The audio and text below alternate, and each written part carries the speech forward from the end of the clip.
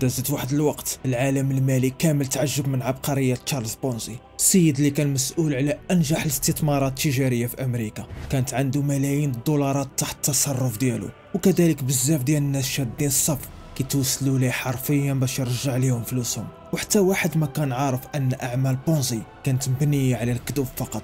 كانت القضية كاملة عبارة عن عملية احتيال كبيرة، واللي حاولت بونزي الواحد غارق بالفلوس، ولكن دمرت حياة الآلاف من الأبرياء. الاحتيال ديال بونزي كان صادم، والسمعة ديالو كانت خايبة بزاف، حتى لدرجة أنه حتى لدابا ومن بعد ما دازت أكثر من 100 عام مازال هاد العملية ديال الاحتيال كتربط بالاسم ديالو، مخطط بونزي أو هرم بونزي. ففي هاد الفيديو غندويو على العبقرة اللي كيوقف ورا هاد عملية الاحتيال، وكيفاش حتى دار ملايين الدولارات بلا حتى حاجة من غير الكذوب.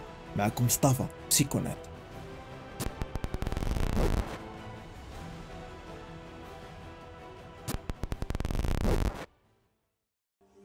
تولد بونزي في ايطاليا في 3 مارس 1882. كان الاب ديالو ساعي البريد، والاجداد ديالو كانوا كاملين رجال اعمال ناجحين ومسؤولين كبار. فملي ولاو من الطبقه العاديه ديال الناس تاثر بونزي بهذا التغيير من الصغر ديالو، وخلاه يحس بالاستياء من هذا الشيء، وكيسول راسو علاش ما تولدش عنده الفلوس ويتمتع بحياه زوينه بلا ما يهز الهم من الوظيفه والفلوس. فملي كان في المراهقه ورث بونزي واحد المبلغ صغير من بعد الوفاه ديال الاب ديالو، واستعملهم باش يتسجل في الكليه، حيت الام ديالو كانت كتاكد عليه انه يقرا في شي جامعه زوينه. ولكن بونزي كانت عنده افكار اخرى، فبلاصه ما يمشي يقرا قرر انه يخسر فلوسه اللي باقيه في اللباس وياكل في افخم المطاعم ويقمر الى اخره، حتى حاجه ما كانت كتجيه غاليه. بونزي كان كيبين زعما حدا صحابو الاثرياء انه عنده فلوس بزاف وما كتسالاش، وفي واحد النهار راب كل شيء، تسالات الفلوس ديال الورث. وبما انه ما كانش متبع القرايه فما كانش عنده الفرصه في انه ينجح ويتخرج. عرض عليه عمو انه يخدم معاه كموظف، ولكن الفكره في انه يخدم 8 ساعات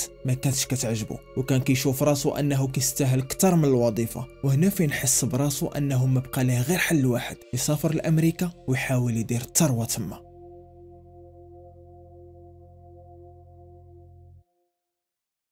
في عام 1903 وصل بونزي لبoston، وكان داير فكره واحده في بالو، واللي هي انه ما يرجع لايطاليا الا وهو داير الفلوس. ولكن المشكله اللي كانت هي انه ما عارفش كيفاش غادي يدير هاد الفلوس. فبونزي باش يقدر يشري ما ياكل في امريكا ما خلى ما خدم صباغ، سرباي، كيبيع في الحانوت، كيغسل المواعن، خدم في مصنع وفي التامينات الى اخره. وكذلك كان كيصلح حتى الماكينات ديال الخياطه، وحتى شي خدمه من هادو ما طول فيها بزاف. مره ما كانش حامل داك الخدمه، ومره جراو عليه حيت كان كينصب على الكليان. وهادشي اللي خداه في بزاف ديال المرات انه يسرق ويخرج يسعى باش يلقى ما ياكل. وفي 1907 سافر بونزي لكندا كمحاوله في انه يلقاها احسن من امريكا، وداك الشيء اللي كان لقى خدمه في واحد البنك اسمه بانكو زاروسي. ولكن لسوء الحظ هاد الخدمه ديالو ما بقاتش مده طويله، حيت الرئيس ديال داك البنك كان نصاب. زاروسي كان كيستعمل واحد الطريقه ديال الاحتيال معروفه، كان كياخذ الفلوس من الكليان الجداد ويخلص بهم الكليان القدام. وهنا فين بداو الكليان الجداد كيشكوا ملي العائلات ديالهم كانوا كيقولوا لهم انهم ما توصلوش بالفلوس اللي مفروض ان البنك يكون صيفطهم. وفي 1908 بدات السلطات كتحقق مع البنك، وهنا فين عمر زاروسي الصاك ديالو بالفلوس وعلق المكسيك، وخلى الموظفين حاصلين مع التحقيق في الاختلاس اللي دار. وبونزي بغى حتى هو يهرب،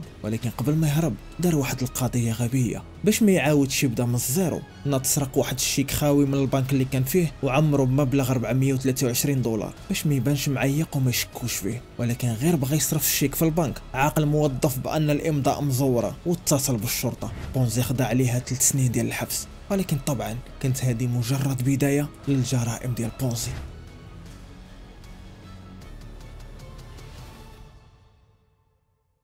تم اطلاق سراح بونزي من بعد عامين فقط، وغير خرج قرر يرجع لامريكا. ولكن ما رجعش بوحده، خدا معاه 5 ديال المهاجرين الايطاليين ما عندهمش الاوراق، وخدا منهم فلوس باش يهربهم لامريكا. بونزي فرح بداك الفلوس اللي خداها وهو حر من بعد ما كان مسجون، ولكن تعتقل عاوتاني بسبب تهريب المهاجرين. كان بونزي كيقول انه اذا اعترف بالخطا ديالو بارها القاضي غادي يخفف عليه ويعطيه غير غرامه ويطلقوه. ولكن غير القاضي نطق بالحكم غرق بونزي عاوتاني وتحكم عليه ب2 عام ديال الحبس. ملي تطلق مره اخرى ما كانش عارف بونزي شنو غيدير هاد المره، حيت دار بزاف ديال الخطط باش يولي غني ملي كان في الحبس، ولكن هاد الخطط كامله خاصها الفلوس، وبونزي ما عنده حتى ريال. فعلى هاد الشيء بقى كيدور من بلاصه لبلاصه وكيخدم في اي خدمه جات في طريقه، وفي الاخر لقى واحد الخدمه مزيانه في واحد الشركه ديال الاستيراد والتصدير سميتها جي ار بول في بوسطن، وهاد المره خدم فيها مزيان وترقى. وماشي غير هادشي، بونزي تلاقى مع روج جينيكو واللي في البلاصه تعلقت به، وتزوجوا في الاوائل ديال عام 1918.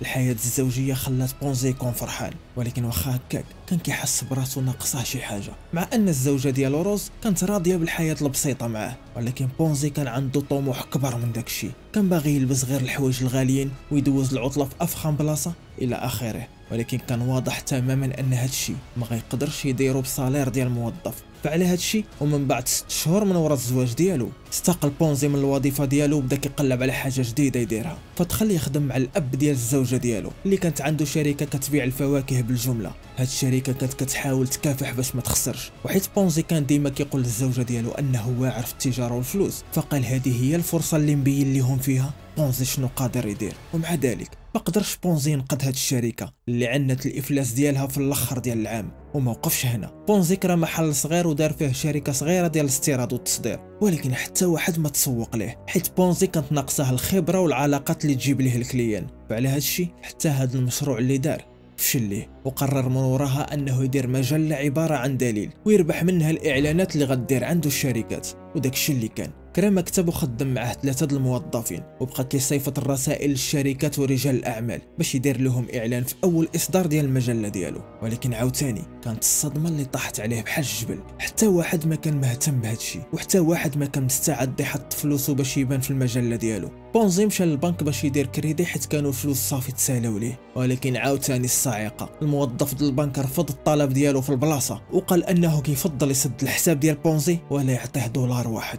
فهاد الشيء كان صعيب على بونزي وما خلاليهش الخيارات بزاف، فاضطر بونزي يجري على الموظفين، ولكن الاحلام والطموحات ديالو بقات قويه. وفي واحد النهار في غشت 1919 كان بونزي كيشوف الرسائل اللي جاتو، فلقى رساله جات من اسبانيا من واحد الشركه مهتمه بالمجله ديالو باغيه تشريها، وفي وسط هاد الرساله لقى واحد الحاجه ما عمره سمع بها من قبل، كوبون انترناسيونال. هاد الكوبون او القسيمه كيقدر اي واحد يبدلها بفلوس في اي دوله عضوه في الاتحاد البريد العالمي، فهذه كانت طريقه كيصيفطوا بها الناس الفلوس في اي بلاصه. ولكن بالنسبه لبونزي كانت هاد القضيه هي اللي غيرت الحياه ديالو للابد.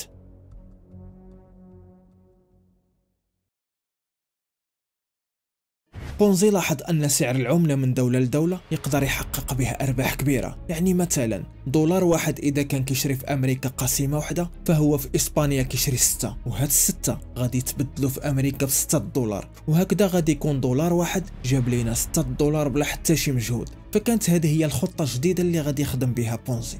ولكن جا عاوتاني الواقع كيحطم الاحلام ديال بونزي. في الحقيقه كانت الارباح ديال هاد الشيء قليله بزاف، والمشكل هو انه هاد الارباح كتمشي ليه غير في مصاريف الشحن ديال هاد الكوبون من دوله لدوله. ولكن بونزي كان مقتنع ان هاد الفكره هي الحل الوحيد باش يعيش حياه الرفاهيه اللي كان باغيها. فعلى هاد الشيء ملي تاكد تماما ان هاد المشروع اللي كيدير ما نافعش، حول هاد الفكره المخطط بونزي او بونزي سكيم. ملي عرف ان هاد القضيه ما نجحاش قرر انه يقنع الناس بانها رابحه وغتنجح وياخذ فلوسهم. فاذا شفنا في هذا المخطط غادي نلقاوه انه كيشبه الاحتيال اللي شافه بونزي مباشره ملي كان كيخدم في بنك زاروسي، واللي كان خلى الناس يستثمروا فلوسهم على امل انهم غادي يربحوا من وراها بزاف في مده قصيره. ولكن الفلوس ديالهم ما كانوش كيستثمروها، العكس يا صديقي، المحتال كان كيحتفظ بالاغلبيه ديال الفلوس لراسو، واللي شاط كيعطيه كارباح للمستثمرين الاولى. فهاد المستثمرين الاولين ملي كيشوفوا تخليهم شويه ديال الربح كيعاودوا يستثمروها باش يزيدوا يربحوا اكثر،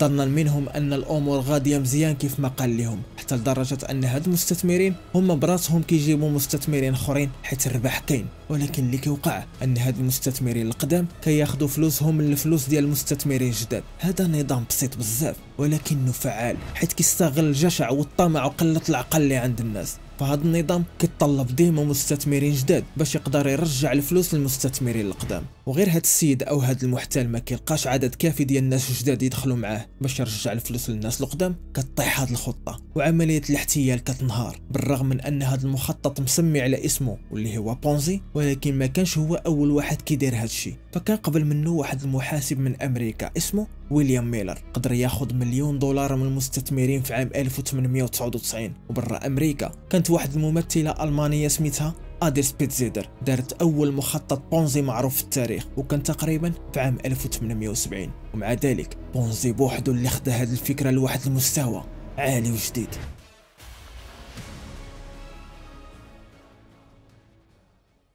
ملي بدا يستخدم هذا المخطط، عرض بونزي على المستثمرين ارباح كتوصل ل 50% في مده 45 يوم، وارباح ديال 100% في مده 90 يوم، وقال لهم ان الشبكه ديال الناس اللي خدامين عنده كبيره وخدامه في جميع انحاء العالم، كيشريو داك الكوبون بكميات كبيره وكيصيفطوها لامريكا. وملي كانوا كيضغطوا عليه باش يزيد يعطيهم معلومات اكثر، كان بونزي كيرفض وكيقول لهم ما نقدرش نعطيكم تفاصيل اكثر حيت هادشي غادي يقدر يعاون المنافسين ديالي، وكانوا كيتيقوه. معظم المستثمرين الكبار والشركات الى اخره كانوا مبعدين من بونزي، حيت اي واحد كيفهم ولو غير شويه غادي يعرف ان بونزي من المستحيل يوفي بالوعود ديالو ويربح هادشي في 45 يوم او 90 يوم. ولكن حتى بونزي ما كانش كيستهدف هاد الفئات ديال الناس، كان كيستهدف الاشخاص اللي بحالو، اللي عندهم احلام يوصلوا دغيا، اللي باغيين الفلوس والثراء باسرع طريقه. بونزي عرف ان الموهبه ديالو الحقيقيه ماشي هي كيفاش كيتعامل مع الفلوس، ولكن كيفاش كيتعامل مع الناس. كان كيعرف يبيع ليماج ديال الشركه ديالو بلا ما يبان مخلوع على الفلوس، يعني دخلتي معنا في الشركه ولا ما دخلتيش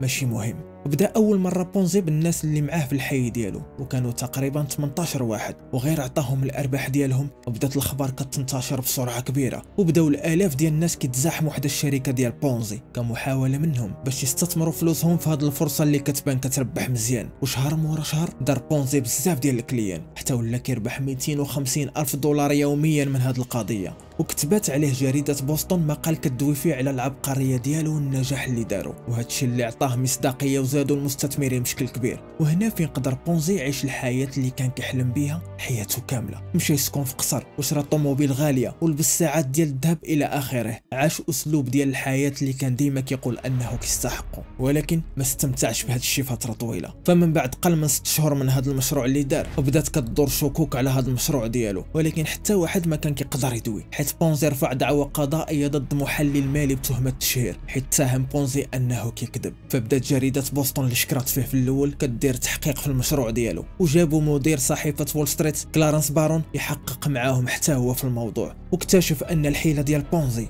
واضحه، حيت ملي دار الحساب لقى ان بونزي غادي يكون محتاج يشري 160 مليون كوبون باش يقدر يدير هادشي، ولكن العالم كامل ما كان كيدور فيه غير 27 الف كوبون. وفي يوليوز 1920 نشرت جريده بوسطن استنتاجات كلارنس في الصفحه الاولى ديال الجريده، واستنكرت اعمال الاحتيال اللي كيدير بونزي، وطلبات يدار التحقيق في الشركه ديالو. ولكن من وراها بونزي كان السبب في السقوط ديالو، ملي خدم معاه ويليام ماكماسترز ككاتب للدعايات ديالو. وعلى عكس بونزي، ويليام كان واحد السيد نقي، ودغيا اكتشف ان بونزي كان كينصب على الناس، وقدر يوصل للملفات ديال بونزي وجمع جميع الادله اللي غادي يحتاجها، ومشى لجريده بوسطن اللي بالفعل نشرت جميع اسرار بونزي. هاد المره كانت اللعبه فعلا تسالات، ونهار مخطط بونزي، وخسروا عشرات الالاف ديال الناس الفلوس ديالهم، وتوجهت لبونزي 86 تهمه ديال الاحتيال بالبريد. ومع ذلك قدر بونزي يدير صفقه، وقال انه مذنب في تهمه وحده صافي، وعطاوه 5 سنين فقط في السجن الفيدرالي، عقوبه صغيره بزاف مقارنه مع المبلغ الكبير اللي خداه من الناس الابرياء اللي دمرها.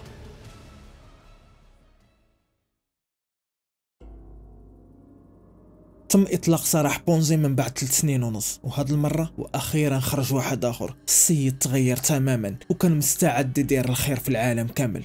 غير كان ضحك، راه حاول يدير عمليه احتيال مباشره ملي خرج من الحبس، وعرف ان الحكومه باغيه يدخلوا للحبس عاوتاني يا تصيفطوا لايطاليا هما يتكلفوا به. فعلى هذا الشيء هرب لفلوريدا، وقرر يعاود يدير عمليه احتيال بونزي مره اخرى. فاسس شركه جديده وعرض على المستثمرين ارباح اكثر من شحال هادي، وقال انه غادي يعطيهم 200% في مده 60 يوم فقط. ولكن هاد المره دغيا عاقوا به، وحيت ما كانش باغي يعاود يدخل الحبس مره اخرى، بونزي بدل من المظهر ديالو وحاول يسافر لايطاليا في واحد الباط، يورطوا، ومع ذلك قدروا يتعرفوا عليه وتم الاعتقال ديالو. بونزي كان يائس في ذاك اللحظه وكتب للرئيس كالفين كوليتش كيطلب منه الاستعطاف، ولكن حتى واحد ما تسوق ليه. كانت هذه النهايه بالنسبه ليه. دوز بونزي 7 سنين في الحبس، والسيد اللي خرج هاد المره ما كانش هو نيت اللي دخل. خرج بونزي محطم وتقرر انه يتم الترحيل ديالو لايطاليا، والزوجه ديالو اختارت انها تبقى في امريكا وتفارقوا. كمل بونزي حياته اللي باقيه كامله في الفقر، وبقات له غير الذكريات اللي كان فيها كملك كلشي، وتسالات به القصه